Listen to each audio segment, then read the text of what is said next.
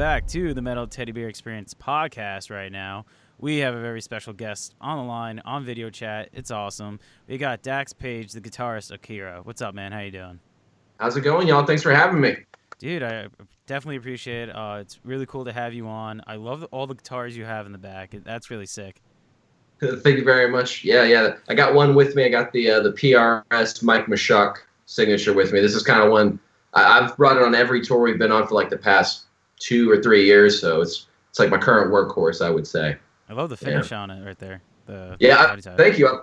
I've always wanted like a silver guitar, and so this was the opportunity I couldn't pass up. Plus, it got the kind of black to gray burst, which I'm a huge fan of. They don't make these anymore, unfortunately, so I was lucky to grab them when I did. Because you got a rare species there, then. I know, yeah. It's taken some scars and stuff too. It's got character to it, so let's say that. Of course. We also got JTDrums on the line, joining me again on the podcast, aka Insid. Doing his React videos. How's it going? Yeah, check out my React videos. You know, that great content, not reacting to other people's content. It's robbing the grave. How's it going, guys? So I wanted to talk to you about, actually, where are you calling from? I'm calling from Oklahoma City, smack dab in the middle of Oklahoma. Oh, nice. Awesome. I don't think we had anyone call in from there yet. I've been keeping a tally. I've had Sweden, New Mexico, California like all the time. So just keep a tally. So you're the first one. Yeah, first little Southern boy, Midwestern, I guess. Yeah, right. Oklahoma can't decide whether it's Midwest or Southwest.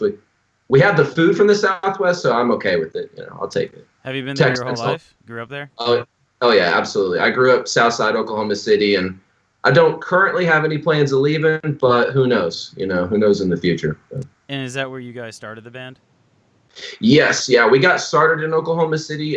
It's funny. Our original singer, Jesse, was from Kansas, a little town called Conway Springs in Kansas. And we were with him for like 4 or 5 years, 6 years, and then he passed away in a car accident. And then we got our new singer, Gabriel, who also was from a small town in Kansas that was like 20 minutes away from each other. It was crazy. So, yeah, all of our singers have been from Kansas, but we do our business out of OKC, mainly. Excuse me. Okay, that's cool. How long you guys been together? How long? Where'd you all meet? The history of the band. So the history of us is kind of weird. So I was at a school for kids, because I was around 17 or so when the band started, and I was at a school where it got kids together that could play instruments and tried to get them hooked up with instructors and play get a band together. And that was cool, and it was a cool experience, but eventually I wanted to do my own thing. I wanted to start a band and for myself and not have to be controlled by anybody else and make my own decisions, essentially. And a couple of people were going to leave with me, but they eventually just flaked. And so we got hooked up with Zach, our current drummer, through family friends. And so we got up together, played for, maybe 2 times, played 2 rehearsals together. And we were like, okay, we need to get a bass player and a singer. We need a full band to make this work. And so we tried every musician-seeking musician website you could think of to find them. And we got, that was the last resort. And it worked. Really? Really? It worked straight up. That's where we found Ryan, our bass player. And he was best friends with Jesse. And so he was like, I can play bass. And I got a friend who could play guitar and sing. It was, yes, let's do it. And so when we got together, it was kind of weird because I really didn't know Zach that well, and I definitely didn't know Ryan and Jesse, so everyone was kind of strangers. And so we played a few cover songs together, like Chop Suey by System of a Down, nice. And Killing in the Name by Rage, stuff like that. Some stuff everyone could play, and it was cool. But eventually Jesse was like, okay, let's improv something. Let's just come up with something. And so there was this chord progression that we had it was. I'm a little out of tune, but it was something around there, and they just kind of went with it, and eventually it became the song off our first album called Drown. And so that one moment where we just sort of improv the song together, I had never done that personally, and it was just one of those moments where we're like, maybe we should keep doing this. And so for the first, I want to say 6 weeks that we were a band, we had a structure to our rehearsals that was we wrote a song. So for that first week, and then when we came back the next week, we practiced that song and then wrote another one. And then the week after that, we would practice the song we wrote last week and then write another one. And we did that for 6 weeks or so until we had like 8 original songs that eventually we did that until it became Runaway. But yeah, that was the sort of initial get together of the band. Yeah. Okay, and it's been strong since. Yeah. The reason why I brought up Craigslist before, it was we interviewed Iris before, Pablo, and he actually said that they all met on Craigslist, and I thought that was kind of unique. I never heard that before. And it's funny, you guys did the same thing. That's pretty awesome. People sleep on Craigslist. They're like, oh, no, that's kind of a weird site. Like, it is. But, hey, it works for musicians, right? You know, so why not? So did you have to go through like a lot of people on Craigslist by any chance or no?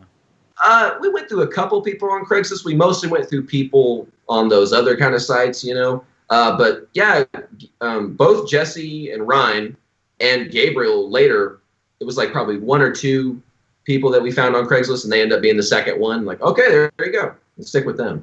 You know, awesome. So we've been lucky, I guess. Well, we didn't have to go to weirdos. Before you mentioned System Down, like playing Chop Suey, is that like what got you into like heavier music, or is it other stuff? I would say Rage was a huge influence for me, because when I was growing up, I grew up in a very musical family, but not in the sense that everyone played an instrument, but just everyone was huge fans of rock and just music in general. So like my uncle, who I stayed with him because my parents would go to work, and instead of hiring a babysitter, I'd go hang out with my uncle after school, and my cousin by effect. So we would listen to like Rage, Led Zeppelin, Black Sabbath, but then my aunt would play things like U2 and Pink and Elvis and Kiss, and so I got all different kinds of sounds growing up from them. And so the first band that made me want to get into like rock specifically, I saw, it was a combination of 2. It was Like a Stone by Audioslave, back when, MTV and VH1 played music videos. Yep. I was pretty young, and I saw that music video, and that guitar solo was just like, oh my God, as a kid, that blew my mind. And that one, and then Open Your Eyes by Alter Bridge, which was another one, and that one has another, like, it has a blistering guitar solo in it. And so both those solos, I got like the emotional guitar solo, and then the shreddy guitar solo all as a child. And I was like, okay, I got to do this. This is amazing, So that was what initially got me into like rock music. Okay, yeah, because I just asked, just like System Down for me was like a huge band for me. Like I guess you say one of those gateway bands. Same thing with like Linkin Park, Korn, and Mudvayne. I feel like that's all like, right, Jesse? What would you say? Toxicity was my first CD. Nice. Yeah. So I was just like, I bought it, and the Eminem one. I was like the one with the curtain call. I was just like, what a weird two. All right. Hey, it was a good time. It was a good time. There we go. Yeah, actually able to go to CD stores. It was awesome. Well, you missed those. You guys actually dropped a brand new album, Redefine, via Eclipse Records, and that was back in January, which is time's flying, right? Because I remember when those came out. Yeah, this whole pandemic has made time just feel like it's just flying by. This year specifically, like I feel like we haven't started the year yet, and we're almost halfway through it. Yeah, people are already talking about 2021.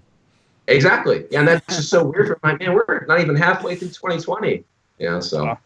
I was looking forward to summer so bad, and now I'm like in summer. I'm like, wow, nothing's happened. Like this kind of sucks. I was looking around. I was like, this is the month I was waiting for. I get all the notifications of the concerts I was going to. Yeah. I was like, oh no, I don't want to see that. I should have deleted those. Just reminded me. Bad reminder. We're still going to try to tour in June and July and stuff. We're going to try to get out there because that's what we originally planned on doing in the first place. But we just got to make sure all the venues across the country that we're planning on going to are going to be available and open and stuff. So we're trying to just like plan as if stuff's going to go down until we're told no, that's not going to be feasible by our team and stuff. So who's the tour? Who are you playing with? We're just planning on going out on our own name. We haven't done that in probably 3 or so years. We've mostly been touring with some big names like Seven Dust and Tremonti and Nothing More, guys like that. And so those have been great tours for us. And we just we wanted to go out there and play some markets that we've had fans that have been calling for us for years. Come to Cali, come to Oregon and stuff. So we wanted to do a West Coast tour. And so that's what that was the initial idea for this run. Yeah. And that starts in June? Yeah. We're planning on starting it either in like mid-June or the beginning of July, just depending on how all the the COVID stuff goes. Yeah. I think for us, because we're from New Jersey, I think what was it, June 18th, Jess? I think they said that they're gonna reevaluate, see if we can open again. Well, I know New York said like May 28th, but I'm always assuming they're pushing it back. Like, yeah. Because, people are saying, like, oh, maybe, like, by, like, October. And it's like, yeah, maybe by June of 2021 there'll be concerts. I'm like, all right, so no one knows anything, I guess, now. So I'll just wait. Like, yeah, the spectrum is, like, it's either going to be 2 months or, like, 2 years, whatever. It's crazy. Yeah, they literally is that. Like, someone said, if we mess this up in October, could be 2022 we're looking at. It's like...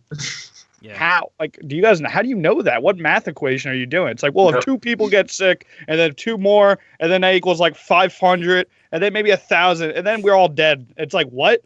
It's like, where's that equation you're getting? I'm like, you're asking too many specific questions. That's dangerous. Yeah, that is the problem. I'm like, all right, like, so I'm just like, I'll just wait for the dude that I think is like pretty smart or something, like to say something. Like, yeah, that sounds about right. All right, I guess I won't buy a concert ticket. We talked about it before, like on one of our previous episodes. We talked about Rob Flynn from Machine Head. He said he wrote like a whole journal on it, saying that we probably won't go back to like normal shows of like full capacity and like all that stuff till 2022.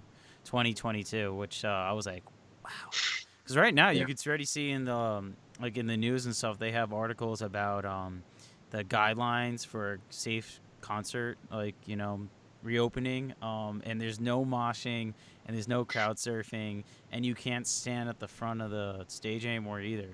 So hands placed at the side. Yeah, right. Eyes forward. No, just kidding. Well, I thought of it's like when they let inmates out and they're all like chained together, like chained on the floor and stuff.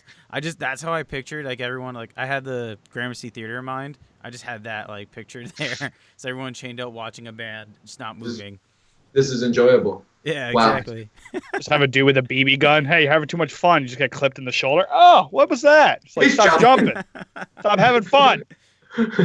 Like stand there and buy popcorn. Yeah. Buy popcorn and sit still and be quiet. Oh, dude, they're going to make so much money off masks. That's what I heard. I think we talked about, was it Missouri or what was that? It was a concert. It was like, yeah, we're going to be selling masks and prepackaged food. So I was like, oh, they might make more money in the long run, just people buying masks and stuff. Like, because everyone's going to forget. Like, how many people are like, oh, okay. Yeah, exactly. It's like, yeah. Or they drop it. Crazy. If you drop it, it's kind of like done. Who's going to pick it up in New York City? Drop it on the floor. You want to put that in your mouth? Yeah, it's kind of goofy. Like Randy Bly said that he like an Instagram post. He like he's like Rob Flynn. He always speaks out, and he was just like, yeah, like no punk kid is gonna go to a show and just stand there. Yeah, it's like you're telling me you're gonna like go see Lamb of God, and there's not gonna be one drunk dude scream Slayer and just start pitting. Like even if there's seats, they're just gonna rip the seat out, just like Slayer, like you. It's like he gave they're retired. Example. Doesn't matter. Exactly. Yeah, because he said they played a show with just seats, and there was like security going down the aisles and stuff trying to like stop it, but the seats still got ruined. So, like, I mean, in your band, you guys always try to pump up the crowd, right? You try to get them into it. Like, how you not supposed to do that at a show? Like, wouldn't that be hard for you guys? Yeah, absolutely. One of the main things that Gabriel screams sometimes when he's really pumped up and the crowd's feeling, he says, "Everybody get the F up!" and just starts like jumping and stuff. So like yeah, for us, if we did that and everyone's just like, yeah, that's great. Everybody just be. Because there's a reciprocal kind of thing that happens between a band and an audience, and if the audience can't, because of the venue or the rules, project, then the band is stuck too, because then you just have to perform for nothing, and get nothing in return essentially, and that's always tough. You guys feed off the audience. It's kind of hard to put on your best performance like that. It's really tough, and it's a fine line too, because with bands that are up and coming and stuff, you want to be in this kind of zone where you're engaging with the audience and you're feeding off their energy, but if they give you no energy, you try to ignore it and just maintain, like don't let it bother you. Because I do know bands that will have a lot of energy, but if they don't play in front of enough people, they're just like, I'm not into it. But we've had enough fans that we've gained that saw us back in 2014, 2015, where we were playing in front of 15 people max, including the staff, Yeah. And so you always have to go hard no matter who's there. And if the venue is saying, no, you must be this many feet apart and you cannot jump and you cannot, it's just, it's not only taken away from the audience, but it's taken away from the band too. You know? And would they just kick out everyone who started a mosh pit? Like if they started a mosh pit, you're like immediately just out, like you're just thrown out with no refund. So you're gonna take my ticket money, and as soon as I enjoy the concert, you know, I don't get any money. But like, how's that gonna work? You know, have they thought that through? Yeah. They're gonna have to do that because I guarantee. I was thinking about it, I was like, if they warn people, everyone's gonna like start a mosh pit and just get away with it. So it's like, it's your turn, you get a warning, and then I'll do it. Hey, yo, Jake, over there, you start a pit, and then I'll come into your pit, and then we'll all get warning once. So we'll get like good 3 songs of moshing or a jumping or something. It's like, I was like, yeah, they have to do it, like, because people are gonna push the boundaries every time. Absolutely. They're gonna try to find a loophole, or they're gonna find the venue that's lenient about it or something, you know? Yeah, yeah. And that one venue, the one venue that's lenient will get like kind of word of mouth popular, and people are just going to want to go to that venue, and you know other venues are going to have to compete. Yeah. You know, so what are you going to do? So, well, right now I know Arkansas was supposed to have their first concert during quarantine, and apparently the government stepping in, the governor is saying like, nope, you can't do it. They didn't go through any of the I guess legal steps of how you're supposed to do. You're supposed to go to the government, get approval, do all this stuff, and they haven't done any checks of and that. balances. So basically it might get shut down tonight. But on their Twitter, they're still selling tickets. Wow. Well, yeah, that's unfortunate that the government in Arkansas feels the need to do that, because I mean, like you mentioned, there's proceedings that you have to go to make a decision like that. I know there's stuff like that going on in Ohio as well, where the governor there is kind of ignoring the normal protocol you have to go through to get legislation passed to prevent like concerts like that happening. And so, you know, just because things, well, you know, social media and mass media, it's like a magnifying glass, you know, and so it's kind of hard to make base your opinions off something when you're so like, look how scared you should be and all this kind of stuff. So like, I don't know. It's a tough call. Like, I get you're trying to keep people safe and stuff, but yeah, you also have to go through the protocol. We can't just, government's annoying because we want to do something. It's like, well, you got to go through this. You got to go through the system, you know, or else what's the point of the system? Yeah. They actually said in May 18th there was going to be the they were going to reopen some stuff, but it was going to be 50 capacity, 50 people. So if they just waited a little bit, they probably could have got away with that. But I think they were going like 250 because the venue was up to like 1,000, I think. But it's interesting if it actually does happen. Yeah. I mean, if you can scale it at 50%, why can't we scale it at larger venues, you know? Yeah. You know, if you're talking about 50% of small venues, why not big venues, you know? Push it. Yeah. No, 50 across the board, giant stadium, 50 whole people. 50 people, Everyone gets a section. Yeah. That'd be Bill Burr's dream. Yeah, right? Everyone could be at the Super Bowl. It'd be great. But let's go back and talk a little bit about your album, Redefine. So what track on the record was one of the hardest for you guys to complete? I'm always interested with this with bands, because I feel like sometimes the hardest track for bands to write or record, or the process, ends up being one of their best songs. That's an interesting question. So if you're asking me what was, in my opinion, the hardest song we recorded, I would probably say the last song on the record, Potential. That song was one of those, well, it's sort of a 2-part song. Like, throughout the record, we have transitional tracks. They're not really like full songs. Think of it like when you listen to your favorite Tool song and there's a 3-minute intro that you want to skip, but you can't, you know? We just went ahead and just put that as a separate track. So just in case someone wanted to skip it, they could just go right to the song, you know? Yeah. Because just one little thing. But anyway, that Waking Up and Potential, that was a really hard song to put together, just because we knew what we wanted to do with it lyrically, but getting it across the way we wanted to took a long time. So we recorded most of the record in this studio. Gabriel recorded the vocals in my closet right over here, and I recorded guitar right here and Ryan bass right there. You know, like we did the whole record, what'd you say, without the drums basically here. We had to go to a studio. I didn't want to mess with that. Yeah, but yeah, it was, that song in particular was really difficult to put together. But once we did, that's one of our, like, my favorite song to play live right now, because it's kind of one of those newer ones. We've been playing the singles and stuff for a while, so I love those songs to death. But, you know, I'm always excited to play the newer ones, you know, the ones we haven't always played. Yeah, And so yeah, that's like bands get tired of playing like the same tracks. I noticed like Mastodon didn't want to play Blood and Thunder on like I think at least 2 tours of theirs, and Blood and Thunder is one of their biggest songs. Yeah, so yeah, it's crazy. Yeah. There was a band that we toured with, Smile Empty Soul, and they've got this really big song called Bottom of the Bottle, and they played a CD release show for a different record than that, and so they just played that whole record top to bottom and didn't play any of their hits, and the venue like freaked out.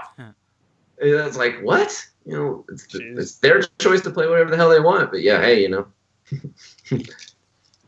That's my dream. I love bands that love their own music. That's why I love when I see album playthroughs entirely. Like Chris knows, I always talk to him because I'm just like, I don't know, like Lamb of God, Killswitch, they're like my favorite bands, but they're at this point where they have almost an entire set of singles and they have like 2 spots on an hour set, even like an hour and 20. They have like 2 spots. It's like, all right, there's 2 songs I might be surprised about, but I guarantee I can guess what all the songs are going to play. Absolutely. Yeah, that's like, a pretty big issue. Yeah, for sure. I remember going and seeing the Foo Fighters, and it was the same kind of situation. It's like, man, they've got like, it's like 3 hours of singles. Yeah. Basically. And after a while, some of them started sounding like kind of similar, and I was just like, oh no. You know, but what have we done? What have we done? Oh no. But yeah, it's like if you're gonna do a set of everything everybody wants to hear, you're gonna have to sacrifice what you want to play as an artist. And that's always kind of like, well, doesn't the audience get off on what you like as an artist sometimes, you know? So I don't know. I think it's cool to try and balance your sets, right? But yeah, once you get to a point like Lamb of God and Killswitch, it's like, yeah, your whole set is comprised of like pretty much this canon of songs that you've got, you know? Yeah. You guarantee you're going to be on the set.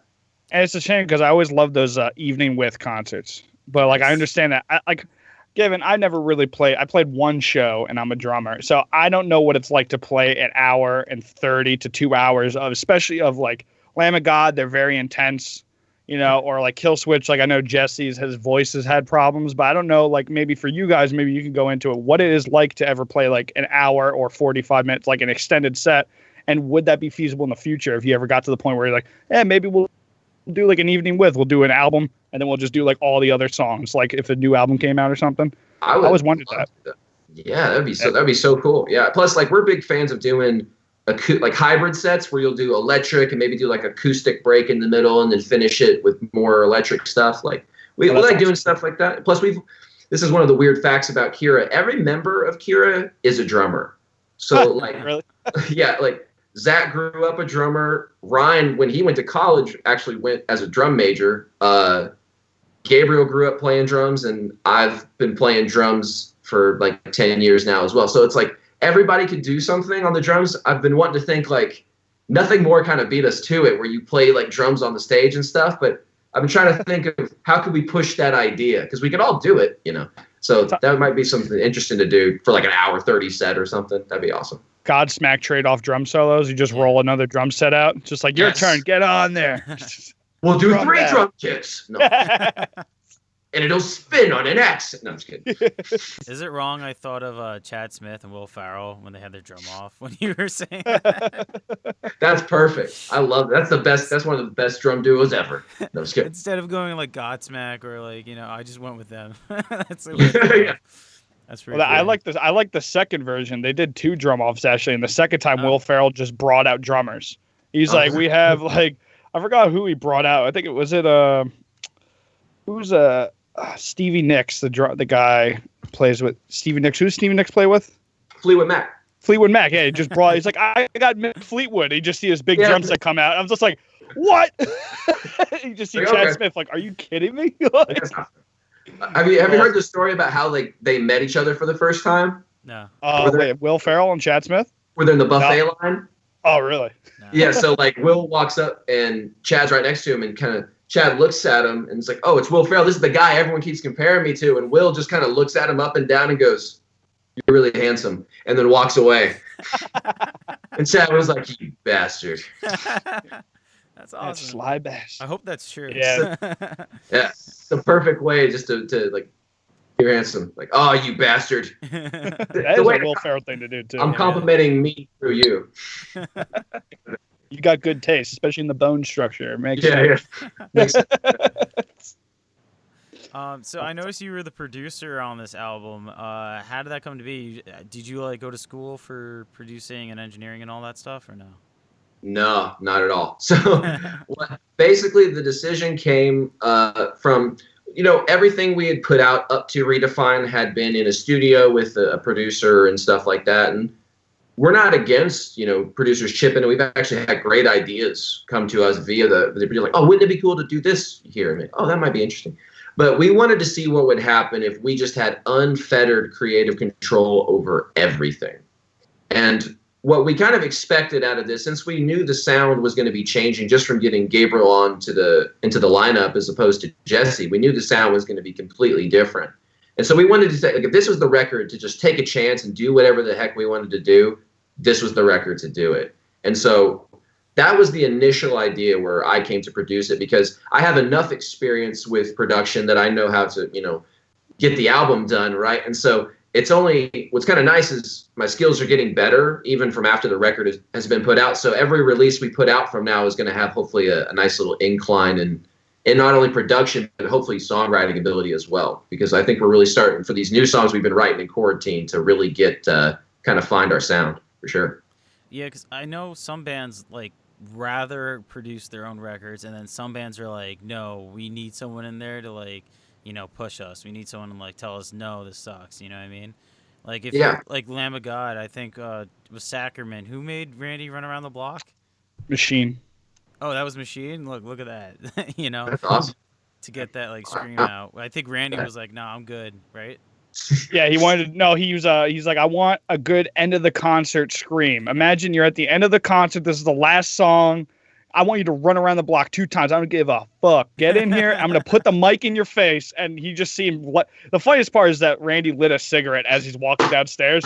And you just see him just run it. And he's like almost throwing up, dude. He like threw the headset and he's just screaming into it. I was like, oh wow. My God. That's beautiful. I was like, yeah, they hate, like, watching that DVD. I love it, but it's like funny that some of his ideas are so good, but they really hate it. And it's kind of funny. Like, I understand that. It's like, it'd be weird because music is so personal. Absolutely. Even if I play a drum beat, if someone doesn't know anything about drums, like, dude, that kind of sucked. It's like, why do you hate me, bro? It's like, no, I said the drums suck, not you. I'm like, yeah, that kind of hurts. Like what the hell? Yeah, I feel like you're attacking me. Yeah, it's so weird, especially for singers. I feel bad because it's like you can't. Yeah. You can blame the guitar. It's like, the guitar sucks, or the drum head's a little. It's like, no, that's my throat. Yeah, it's your body. Your body sucks. It's like your body sucks. Yeah, it's like I can't do anything about it. I can only just practice and like it's like, nah, man, give up, quit, dude. It's over. Step Brothers, no, man, it's just your face. Something about it, man. Dude, you're cool, no, but there's something about it. Change it, or I'll change it for you. So do you guys push each other in the band a lot? Like you being the producer, did you like push everyone else? Yeah, to the point where a couple times it can get a little frustrating. But I know that's what good producers I've worked with in the past have done to me. So I've when I was in the producer chair, I tried to do the same thing. So if I knew I could get a better take out of someone, even though it was pretty good, I would push for that better take, or I would push them on ideas, because one of the things that's kind of fun for me is I'm very versed in like music theory, not because I'm classically trained, but just because I'm a nerd. And that kind of pays off for me, because sometimes I can tell that sometimes, like Gabriel, for instance, is trying to hit a certain note with his melody, but he doesn't know which one. Like sometimes he doesn't, if you don't know how to articulate it yet, sometimes, oh, maybe you're going for this. And it's like, that's what I was going for. And so that's kind of a fun thing for me to do as a producer. But yeah, most of the time I try to like push them to get a certain sound that, that I think would serve the song, essentially, whatever the song needs in the moment. Are you also like the primary songwriter by any chance? I would say that's more spread out among the four of us, okay. Because Gabriel and I write the majority of the lyrics. Like I'll have an idea and I'll bring it to Gabriel and he'll help me refine it, and vice versa, basically. And that's how we write most of the lyrics. But musically, a lot of those come from jams where we just rehearsal, we play some songs, and then somebody plays something, and it just kind of just snowballs from there. And then there's songs here and there where I've written it, at least guitar-wise, start to finish. But then Zach will come in and throw how he would interpret the drums, and how Ryan would interpret the bass, and so on and so forth. So it's how we write the songs is a little bit more varied than the lyrics. And how, like you mentioned, you guys were writing and doing stuff during the quarantine. Like, do you guys have almost so much time and so many demos down that you almost have a new record? Yeah, but like we've got the ideas, and one of the things that was kind of fun is Gabriel. He came over to my house and we just went through what lyric ideas do you have, what do we want to talk about for this next record, you know, and how can we sort of just start to form the structure of what the next album is going to look like.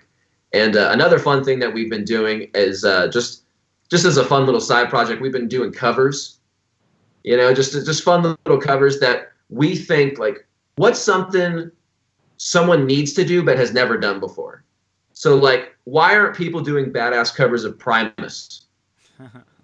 We are going to do, I can't tell you which one, but we're going to do a Primus song. Nice. Or maybe a couple. You know, who knows? But, you know, bands like that, we're going to do a Tool song. And then we're thinking about maybe potentially doing some collaborations, but yeah, all that's kind of stuff in the works now that we've got all this downtime to come up with projects and ideas and stuff. Yeah. Do you think you release it like an EP maybe, or would you like standalone tracks? Probably an EP, because there's a lot of ideas and we'd honestly just want to just dump them all out, just get like all the just because it's really just a fun track, you know, or fun album for us. So we may just drop, you know, 10, 15 tracks, who knows? Nice.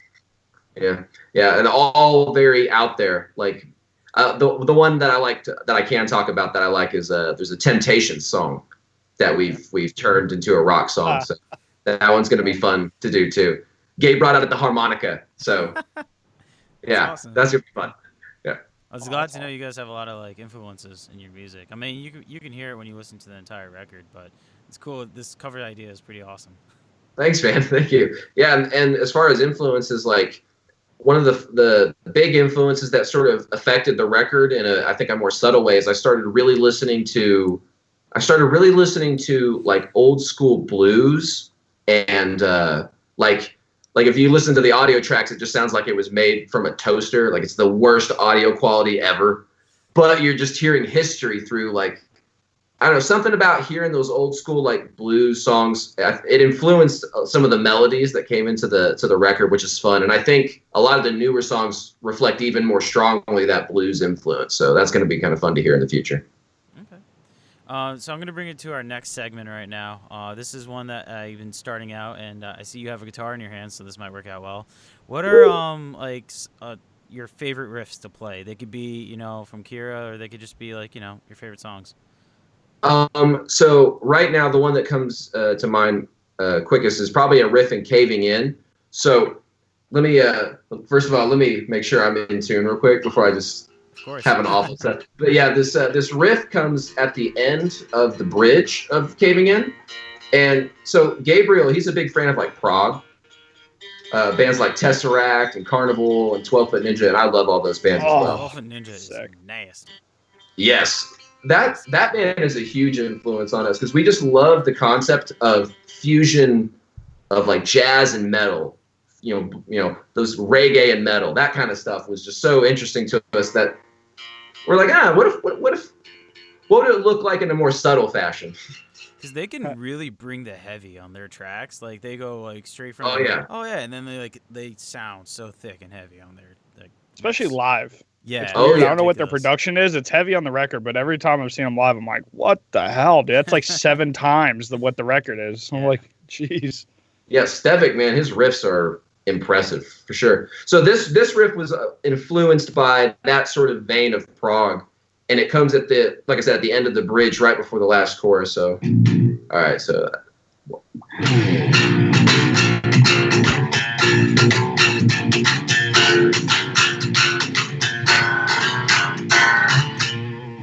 So just a little kind of little swingy, genty kind of thing. Thank you. Yeah. I'm not allowed to crowd surf, so I have to clap. That's all we could do. There you go. That's awesome. Yeah. But yeah, that's one of my favorite riffs. And then we've got a couple other ones. So Potential was a riff that I told you, or a song I told you about earlier. That one has a fun riff. I'll play that one real quick. 3, 4.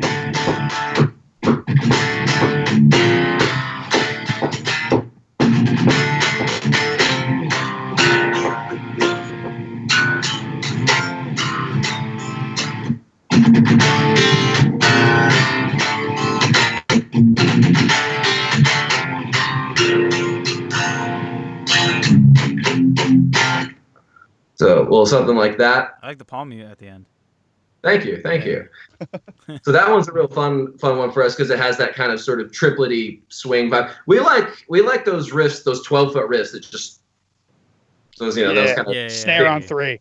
Yes, snare on 3. Snare on 3. That's perfect. Yes, exactly. Let's see, think of something else, maybe a little bit more different. So, well, I guess one of the riffs in Free, it's not really a riff, I would say. It's more of a progression idea. So I listened to some jazz, like Miles Davis kind of stuff. Kind of Blue is one of my favorite records. And I was thinking, how could I introduce jazz chords to a rock song? And so the verse of Free, I use a lot of like 7th chords.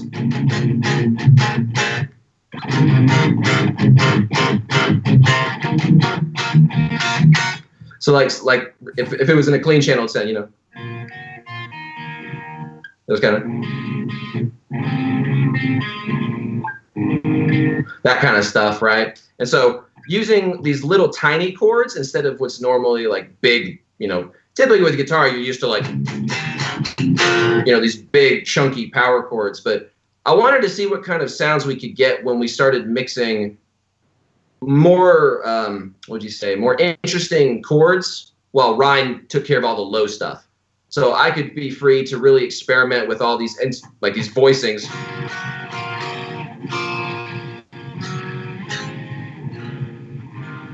All these different kinds of more jazzy chords, right? And so stuff like that kind of influenced a lot of the riffs on Free.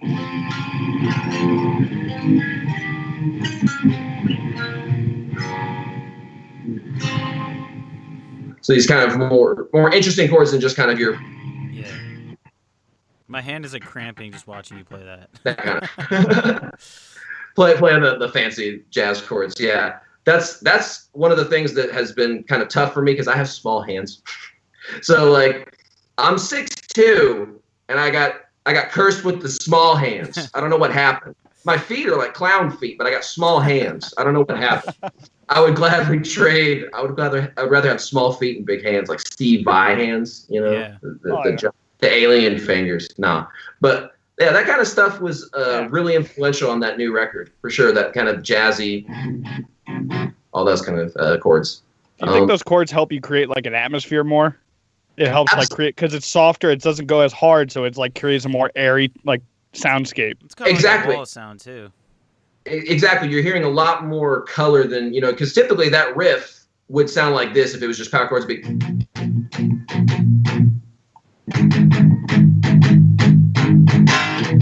Which it's all right, but having those colors help. You're hearing a lot more, what would you say? You're hearing a lot more clashing of the intervals instead of just the straight kind of sound. So that was kind of what we were going for the chords. We didn't want any like standard rock chord progression choruses, the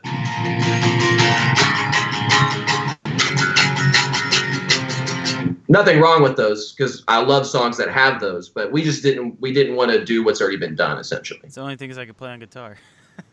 It sounds awesome though, right? I mean, like 9% of the stuff I grew up listening to was pretty much just that, and I love it. And power chords, I mastered that. It's a way to sound powerful. Oh yeah. All right. So the next segment I have for you is our random silly question segment. They're random, they're silly, and I hope you enjoy them. So get ready. It's going to be a wild ride. I'm amping it up. I'm ready. Question number 1: is soup a meal or an appetizer? I'm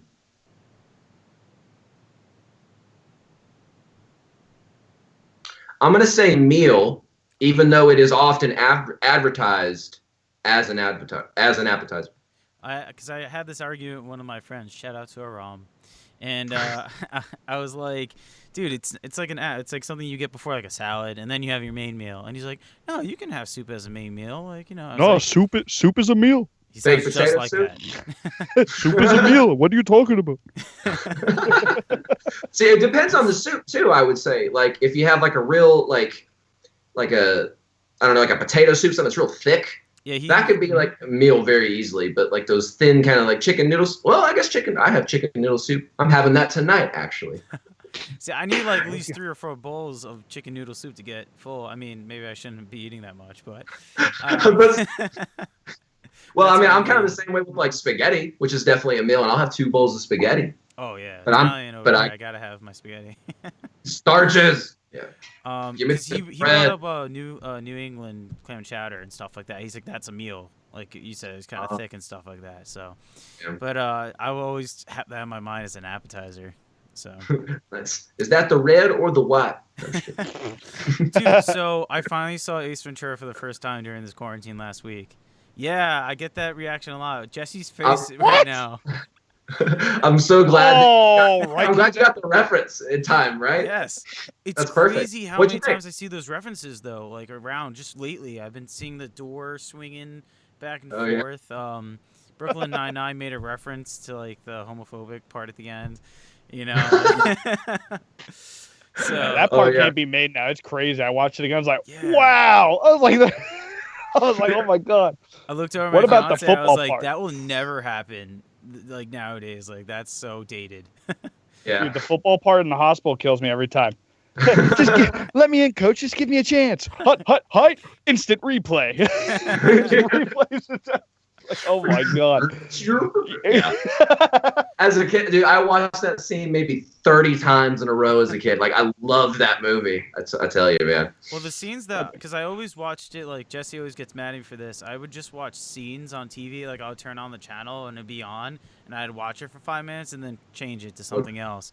And then, like, I would do that, and I would see a movie totally out of order. So the only scenes I've seen, I saw the reverse scene, like, very quickly. I saw the Cannibal Corpse scene, obviously. Yes. That. Can you point me to the back room? Thank you. You know, that those scenes I've seen. But all right. So question number 2. Wait, Chris. Yeah, what's up? Can I replace question number 2? I got one. Yeah, go for it. Oh, dude, is hot dog a sandwich? Oh, one of those now. Okay. But there you go. The anger. I've had this conversation before. You know, I'm trying to think if I stand in the same position. There is a right and wrong answer. I say it's a sandwich. I'm just saying, meat between bread. Come on. It's like a sub. It's a sub. It's kind of like a sub. It's a hot dog sub. What is the subgenre of sandwich? A sub. It's a sandwich. It's a sandwich. It's a sandwich. So would you classify a burger as a sandwich then too? It's its own thing. Technically, it is. Well, I mean, yeah, it's like a burger's like a beef sandwich. So anything between 2 things of bread is a sandwich. Yeah, that's the overall broad category, I guess, of sandwich. So I can just get a bowl of ice cream cake and just put it between 2 things of bread, and now it's a sandwich. Well, technically, they already do that. They have ice cream. Yeah, like you said. Oh my God. I was thinking about. There you go, Chris. Your whole world got turned upside down on your own show. We're cutting that out. That was a bad example. Maybe I should. Because technically, burger, you're just talking about the meat. So burger, you don't say burger sandwich, but you're like, I have a burger because the meat's a burger. While like a beef sandwich, like a beef or like a pork, a sandwich, you're naming the meat that's in the sandwich. A hot dog. True. Yeah, that's what I'm saying. Like you're naming the sandwich name. It's a wiener sub. A wiener sub. That's how I'm gonna order all my hot dogs now. Can I have a wiener sub, sir? 2 wiener subs. This is a suboptimal wiener sub. Dude, I can see it on the point at the hot dog on the menu. I can see the wiener sub. It's number 11. No. You mean hot dog, wiener sub, right there. We're on the same page, dude. Dude, do an old Dane Cook joke and point at something that's not on the menu, and say that. Yeah, can I get the junior special? And they're like, what? Yeah, that. Dude, you just keep pointing at it. That. Dude, we used to do that. We used to listen to what's his name? Oh my God, you just said his name too. Dane Cook all the time when we were little. I remember that Vicious Circle. That was awesome. Yeah, when I was a kid, I used to listen to that all the time. Same. Yeah, it was good. It was funny. Yeah. All right. Question number 3. What's something your bandmates rip on you for? I talk a lot. No. That game. Yeah. No. Yeah, I don't know. Maybe it's just because sometimes I'm pretty detail oriented, so I like to double check things, and so sometimes I can be a little overbearing sometimes. Like, hey, did you get that? Did you make sure you put it in the van? Is it in the van right now? Okay, cool. You're the guy with the ticket. Did you get the tickets? Do you have the tickets yes. on you? Do you have the tickets in your, like Jesse right yes, there? Yes, Tell me about you, Jess. Do you have it? I have it right here. Open your car door. Don't lock it. I swear to God. He asked me to pull out the tickets from my wallet or the back pocket or something to show him. Dude, so I'm not missing a show because of this foolhardily just leaving tickets at home. Yeah. It's basically it's a trial and error thing. I've had so many instances where like just one little thing has gone wrong that screwed us over. So it's like, all right, I would rather my bandmates think I'm a little annoying for the moment than not be able to play. So that's how I like to think about it. That's how I rationalize it. Yeah, of course. Well, yeah. Dude, that's what my girlfriend always locked her keys in the car, and I literally for like a year straight, I was like, "You got your keys?" And she's like, "Shut up!" I'm like, "You lock your keys in the car 5 times. I've never done it." So you got your keys. Yeah. Don't lock keys in the car. We're gonna have this conversation. There you go. It's like there. Now it's on the list. I'm gonna think about it. Yeah, exactly. I can't think about locking my keys in the car. I feel like that's so hard to do. Well, new cars don't. They literally unlock for you. They go, huh? You're like, what? Yeah, the brand new cars.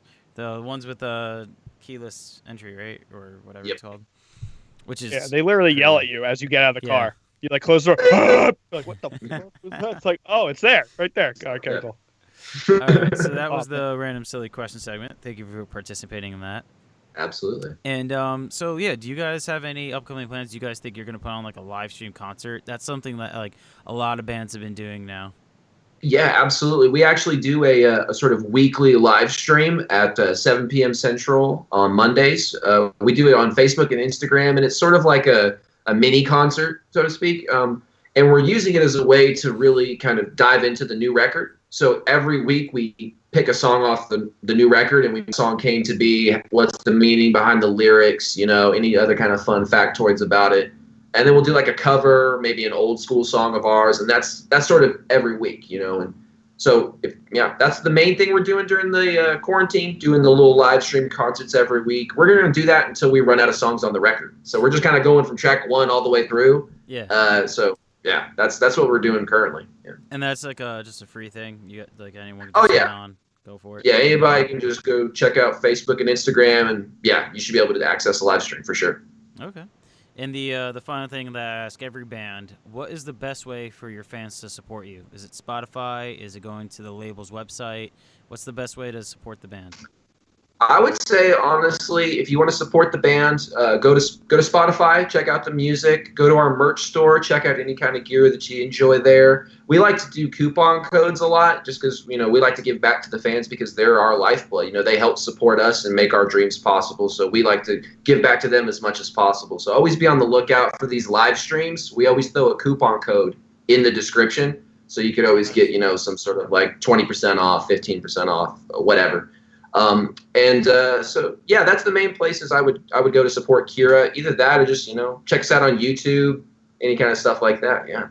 Okay, nice. Because I know like Spotify right now has been really big for bands. Apparently a lot of like Spotify analytics is like it helps bands get tours.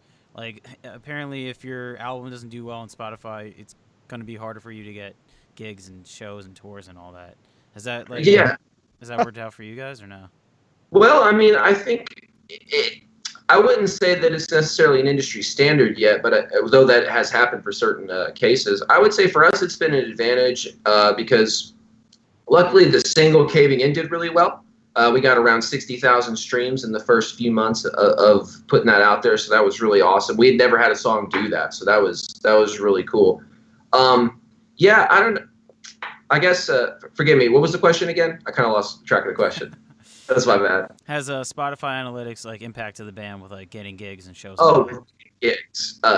Not really necessarily. When it comes down to getting gigs, we rely on the fact that we've toured a bunch and that we can bring people to shows. That's what we try to rely on, is because we've done probably 4 tours that have gone national all around the country. So we've seen the United States like 3 or 4 times.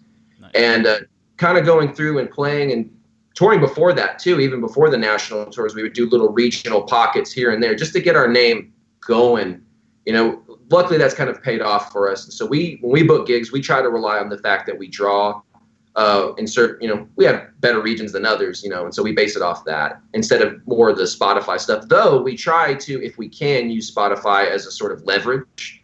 If we're having a great month and we've got a lot of monthly listeners and stuff like that, that's a good time to, go out and try to talk to venues like, hey, so we're doing this right now. We just put out this promotion. It's doing well. Maybe you want to have us by, that kind of stuff. I saw on the Joshua show, he had on Brian from Korn, Brian Head-Welch, and they were talking about having Spotify tells which songs get played the most in certain regions. So let's say like Chicago, they had Here to Stay, it was like their number one song, and then in California it was Got the Life. Do you guys ever look at those stats?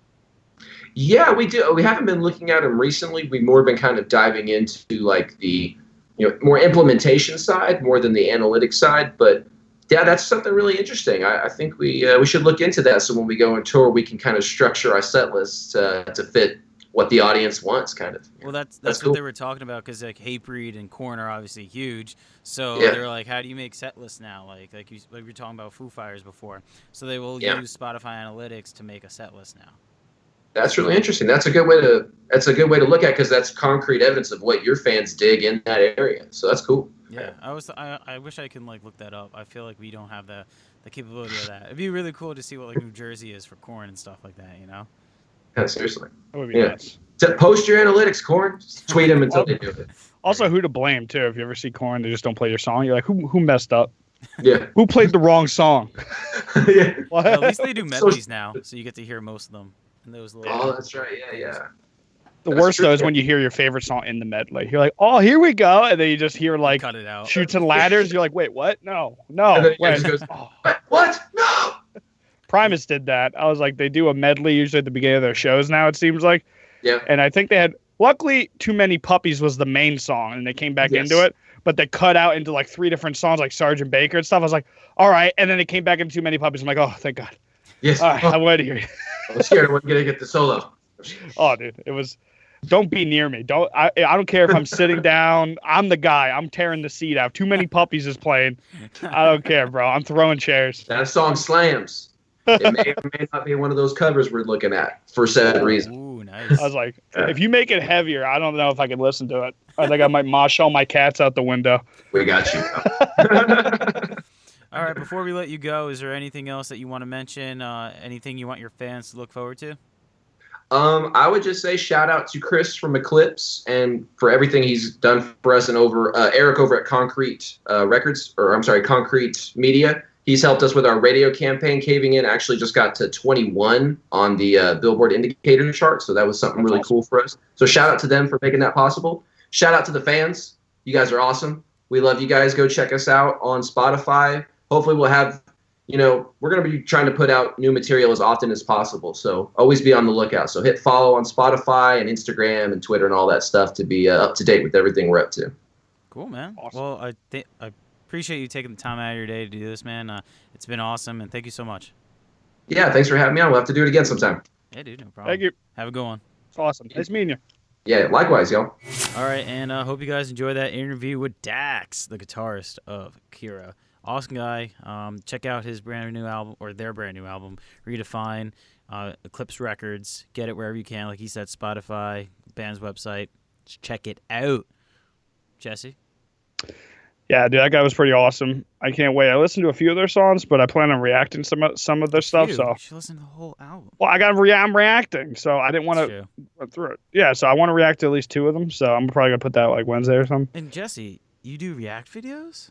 I do React videos. I want to try to do other stuff too, but right now I'm kind of building up my YouTube with React videos. And obviously I'm going to continue those straight through, but I plan on opening it up to drum covers and other musical stuff. Once I figure some stuff out. Obviously interfaces are kind of sold out right now, so I kind of need that to do some of the things. Sold out right now. Webcams are triple the price. If you look for gear now, there's actually an interesting article that gear just went up. They're doing more business on gear for guitar and stuff like that than they did on Black Friday. Well, yeah, it makes sense. I know everyone's going through money troubles, but also you got to think of all that money people are actually saving from not going out anymore. Yeah, I mean, well, unless you lost your job. But if you're working from home, Well, yeah. you're doing everything the same. Yeah, you're saving a lot of money. No travel, no tolls, no gas. You know what I mean? I guess Yeah. you can't really go out to eat unless you're ordering, delivery all the time. But some people don't like doing that still. So Yeah, it's I wanted to interesting. stop. I was saving money. Now I'm spending money. It's pretty bad. Don't like it. Yeah, but all right. So if you guys missed my previous episodes, remember you can check them out. I don't know if anyone knows this, but like they're all the podcasts you get on all platforms, all streaming platforms, wherever you get podcasts. So that's Google, Apple, all those sites you can get it. Spotify, Stitcher. Yeah, all the big ones, they're there. And I'm pretty sure we got approved for iHeartRadio, so look for that. And then Jesse, you want to plug your stuff? Yeah, no, I'm on YouTube, Insid, Twitch, Insid, my Twitter, Insid Streaming, I think. That will be in the description. Yeah, and I try to put up content every single day, and I'm still figuring out a stream schedule. So I might be doing Monday, Wednesday, Friday. I might switch it up. I'm trying to figure it out because I want to do some other stuff too. I'm trying to like practice drums and whatnot and get better. Yeah, Drums is better overrated, myself. Bro. I'm just kidding. Yeah, and I'm not gonna lie, man. I was watching. I forgot who I was watching. Oh, it was this drum, and I was just watching, dude. I'm such a nerd. Just the way the guy was hitting the ride. He was riding the bell, and he was like going between the ride and the bell on an acoustic kit. And I'm like, just looking over my electric kit. I'm like, this bullshit. Like, dude, like, I was like, how I missed that? Just the ride cymbal. It was like the big 20-inch, 21-inch, just riding on it. I'm like, oh my god. At least you got a little rock band kit. I mean, electric kit. It's something. Hey, no, with the Get Good drums, it sounds dope. Sounds dope as hell. Sadly, unless I get the interface, it like shits on my computer. I can't do anything else besides play the drums. The so I can't woes of having Windows. Yeah, so far the only thing I'm upset about Windows for, honestly. But yeah, no, it's pretty great. And that's basically it. And yeah, I appreciate it. I try to also react to bands that we interview on here. So usually I release it on the day the podcast comes out. Yeah, so yeah, check it out. Yeah, and remember, guys, I still do my radio show with WMSC 90.3. If you want to listen to that, that's Tuesday nights, 7 to 10. And I also put them up on mixcloud.com/MTBE Experience, which you can find in the link below. So thank you guys for tuning in. Until next time, peace.